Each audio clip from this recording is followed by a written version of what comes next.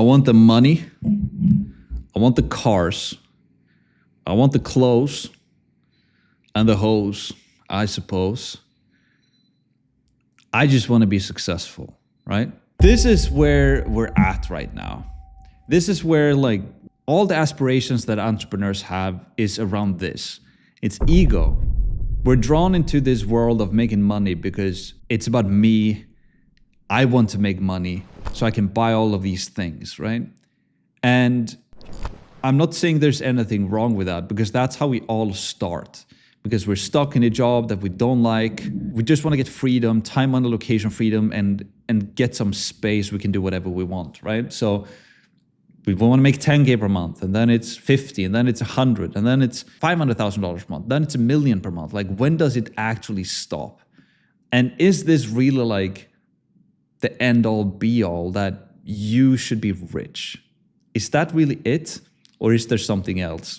I want to talk about my own experience on this and what I see going on in the industry right now of just like online entrepreneurship. I'm also going to tell you a story about an entrepreneur that I look up to a lot that has given me an alternative perspective on how you can actually work as an entrepreneur to not only focus on this ego, make money, make you rich vision, but building something more that can actually have an impact on the world. And if you ask me, if you just look at the people who actually make it really, really big, the entrepreneurs who make it really, really, really big, they do it backed with a bigger purpose. It's not only about the owner and the founder to become rich. So let's talk about it. Ego versus impact. Is it really all about you, your money and your cars and your clothes? Is it just only about your success, or is there something else? So the first thing I want to touch upon in this video today is just the ego, right? This ego-driven, make money, hustle bro space that we're in. And I'm not going to call out people because I've been like that myself, in that mindset. I've never flashed a bunch, but I've been in that mindset that it's like, I want to become rich. And most of us are in that space. But what's the alternative to that, right? Then I want to talk about Ingvar Kamprad, who has an amazing story. And you probably don't even know what he did with his company. And if you already know Ingvar, you know what company I'm talking about. If not, we're going to talk about that when we get there. But he is an amazing impact, value-driven entrepreneur who made some amazing things for the world. So I'll give you an alternative perspective on this whole thing in the entrepreneurship, right? And then finally, I want to talk about impact, right? How do you go from ego, money-driven to just having an impact, and what does that look like? So I think you're going to get a lot of questions to wrestle with after this video. The ego-driven industry. Most of this space is built on ego, right? Everyone's, we're flexing cars, Lambos, ClickFunnels awards, monthly revenue, how much money we were making. And yeah, it works because people want that, right? But it's becoming very soulless, right? It's all about, look at me, how much money I'm making. And I'm not saying this in a judgmental way right now because I am running a business myself that is about helping people to make money. So I'm not judging here. I'm just saying like this industry is just becoming, it's all about ourselves. It's all ego. And like we're running our companies and our businesses because we want to become rich.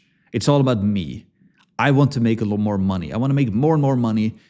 And when I get to 100K or 500K or $1 million, it's never enough. It's like the goal with all of this is just me to become rich. And money is pretty boring when you think about it. Like all of these videos on YouTube just talking about money. I'm like, it's so boring. And I get it. It works though because people want it. But is this really like the world we want to live in where it's all just about money and just that, right? And why we start, right? So most of us start with pure intentions when we go into entrepreneurship. We want freedom. We want to give back to our parents, our family. We want to escape that job that we don't like, which is totally fine, right? That's how all we start. We need to make some money. And how you get freedom is that you just need to escape. You need to start a business and learn all of these skills. And you need to make money, right? And this in itself is not easy, right? So who am I to sit here that like, oh, like you shouldn't focus on yourself and like you should try to help the world before you do anything else, right?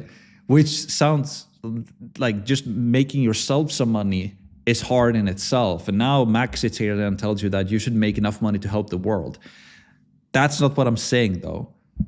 Like what I'm saying is that it becomes a trap over time, where we start out with pure intentions that we just want to make money for ourselves so we can get that freedom. But then the world inspires us so much that is the only way. There's only more money to be made. There's only another penthouse or that thing. There's only the next thing I want to have.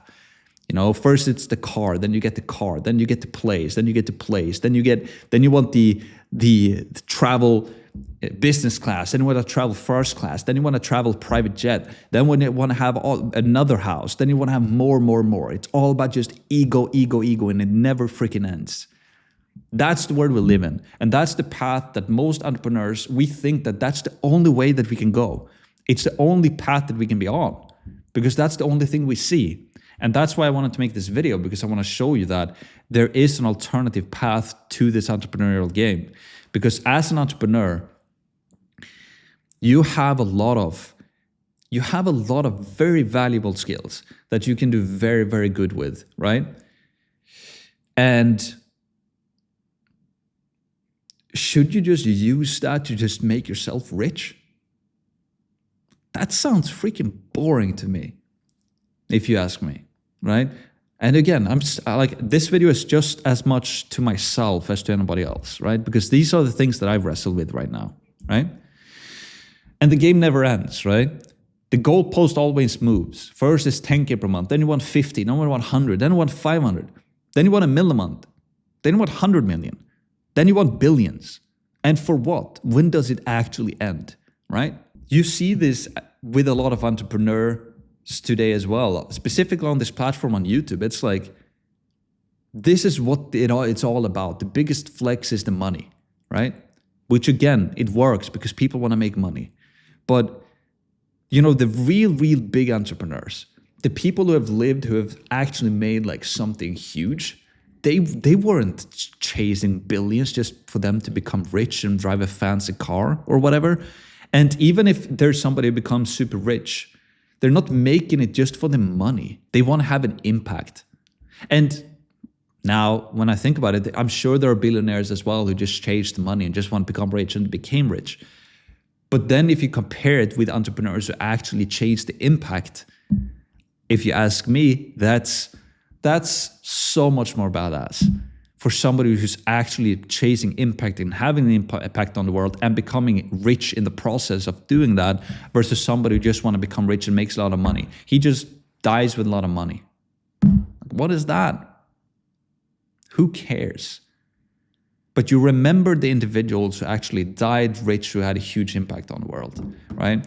And in today's society as well, it's just all about money. I heard somebody talk about that as well, like in the 70s or like 60s or 70s, I don't remember.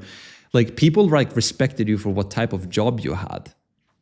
They were like, you got more respect if you had a badass job, right? If you did something cool.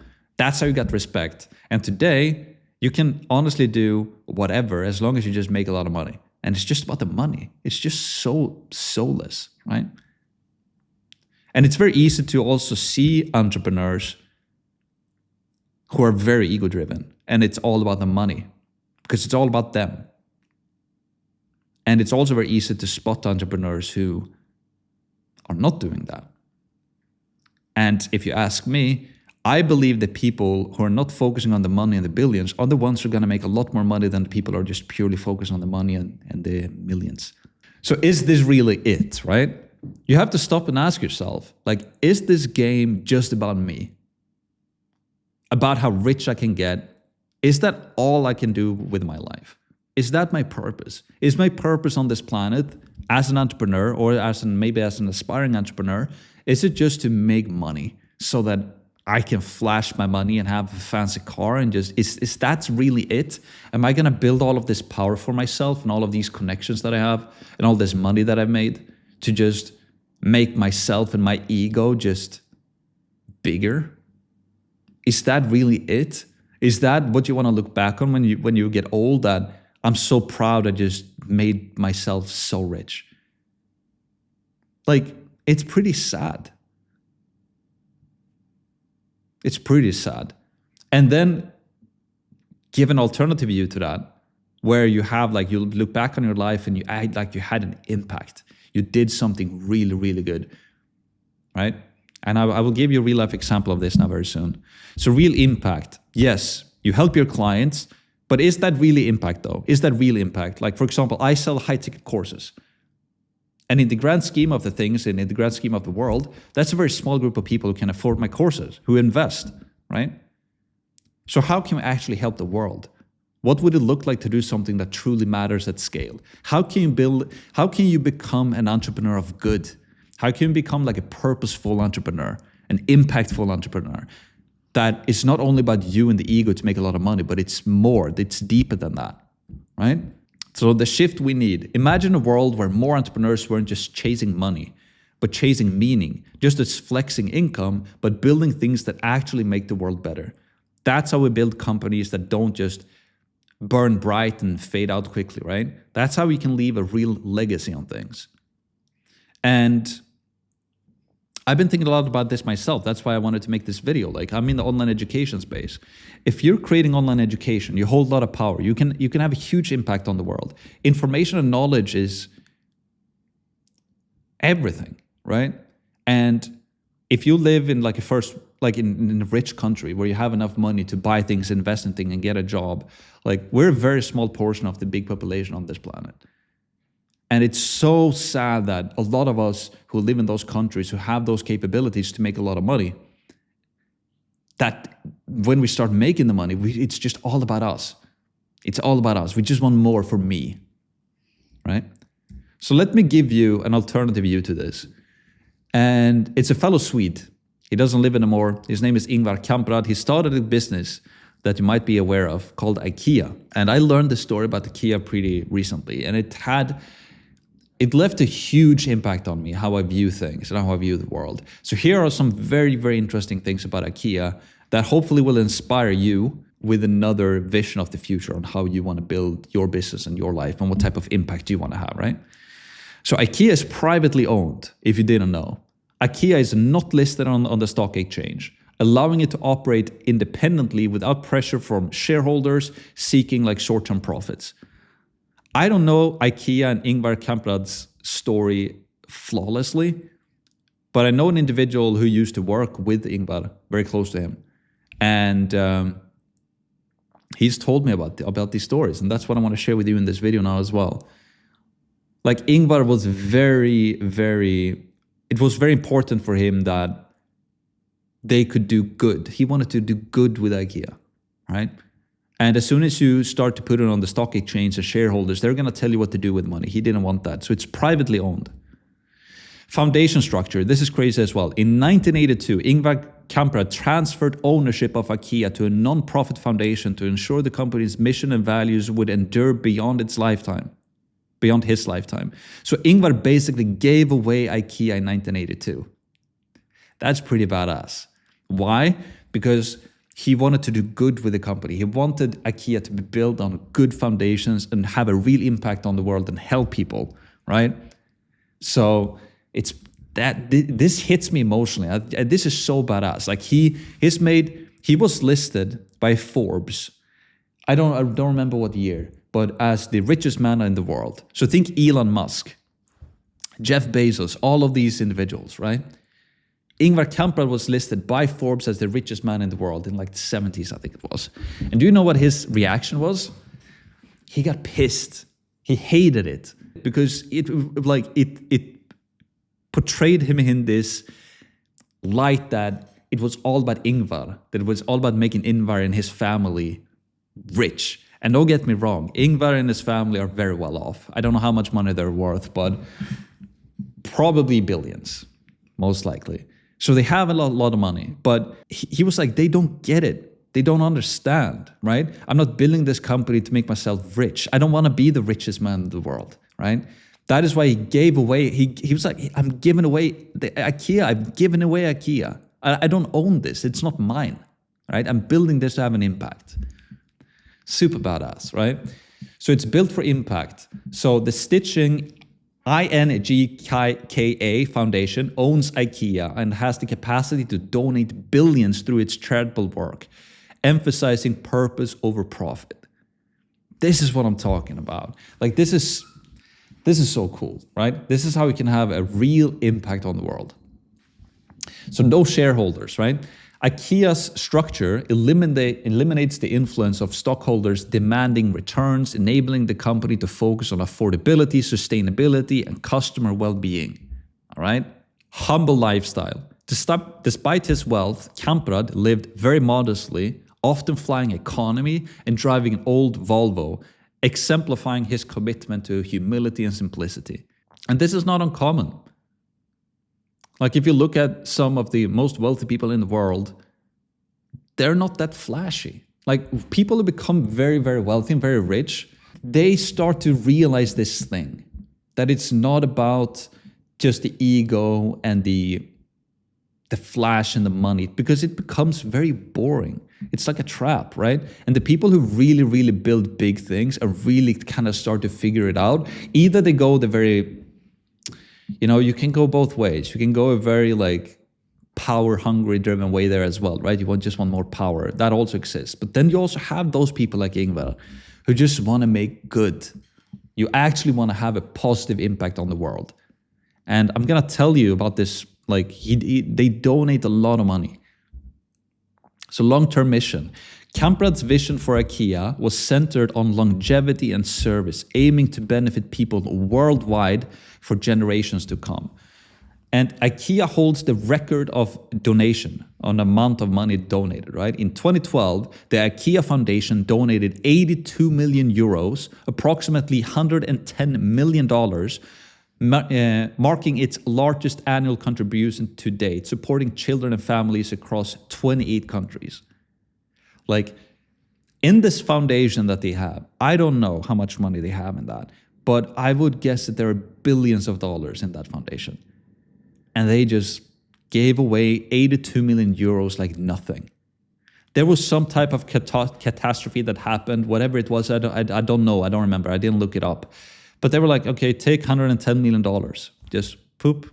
Probably was like nothing for them. So this is just like an alternative view on things. And like, imagine when you die, when you leave this place, right? And you know that maybe you didn't make it in this big of a capacity as Ingvar did, right? He built a massive company. But even if you're an entrepreneur making 10K per month, 100K per month, $1 million a month, maybe you take it to tens of millions of dollars per year, maybe to $100 million per year, but you've built it on those foundations of doing good. That is badass. That's really, really cool, right? So impact, let's talk about this. So true impact. What if your gift of entrepreneurship was meant for more than just making yourself rich? What if it was meant to help others, right? To do good, to leave a mark that actually matters. And start thinking about this. Like, maybe you're an aspiring entrepreneur. Maybe you're an entrepreneur already makes a lot of money. Like, what can you do, right? Can you donate money? What gets you going? What can you involve yourself in? Is it the water crisis? Is it the education crisis? Is it the food crisis? Like, what can you do, right? Are there things going on in your home country that needs to get fixed? Like, how can you get involved and like actually do something good with what you do? How can you have like impact, right? Build something bigger. I'm not saying like don't make money, right? You should make money. Money is proof that you're doing like what you're doing is working, right? But don't just build it only for you and your cars and your all that stuff, right? Build something bigger than your ego, right? There's nothing wrong with making money. I want to make a lot of money. I want to grow my companies, and like that has never changed. I still want to become more successful and grow companies, but I don't want to do it so I can just buy more stuff. I don't want to build my entire business vision on just Max becoming wealthy and rich, right? I want to find something like this. And I believe I will become more rich and more wealthy if I do that, if I align myself with a purpose that's bigger than myself. The money will come, right? Ironically, when you lead with impact, values, and purpose, the money shows up anyways, right? People feel it, they follow it, they trust it, right? And also, if you ask, like, this is probably, people probably connect more with this stuff right now more than ever. Why? Because the pendulum is so far off on the ego thing that it's like this video that you're watching right now on this. Have you ever seen a video like this before? Right? And even if you had, it's like probably a handful, if that even. I've never seen an entrepreneur talk about this on YouTube. Like it's only ego. It's all ego. That's all it is. That's everything. It's that all that exists. It's just money and me and my money and my cars and everything. That's it, right? Very rarely do you see people who talk about this type of stuff. And I really, really believe we need more of this. We need entrepreneurs who are skilled, who are driven, smart, sharp, but you have the right morals and the right intentions in place. You want to do good with it, right? And you want to have a real impact, right? So the fallacy of success, a sports car, that penthouse, it won't make you whole, right? That's just a fantasy that they sell, that we're all getting sold all the time. True fulfillment comes from building something real, something that truly changes lives. You know, if you want to experience this, just go to a car dealership.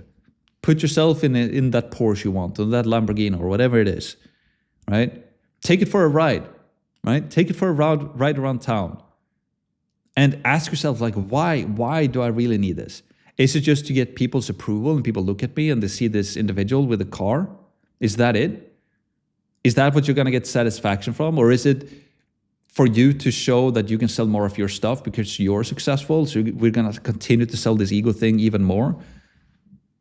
And again, I'm not saying there's anything wrong with it per se, but there's nothing wrong with wanting money and create a good life for yourself, right? But is that the only thing though? Is that the only thing that is this the only snowball we're going to keep pushing and make bigger? Just this ego, right? And here's the thing as well, like, I don't know if you believe in God, I do, but God needs more people, like entrepreneurs who's like actually want to do good, right?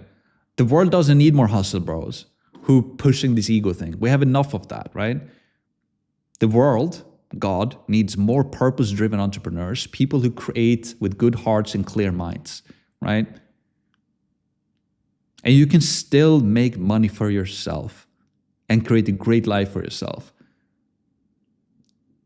But I am in the belief that if you push yourself towards this to do good, you will get that it will help. Because you will stand out. And I believe that you will stand out in the eyes of God. And you will also have a positive force, right? The more you grow, the more you succeed, the more you help others, right? So legacy over luxury. In the end, it's not about how rich you got. It's about how many people you've helped, how deeply you lived, and what you built that still matters long after you're gone. So that is it. That is what I wanted to talk about in this video. Think about that a bit. Think about ego versus impact. Is it really all about the money, the cars, and the clothes? Is it just all about you becoming successful? Or can life be more than that? Think about it.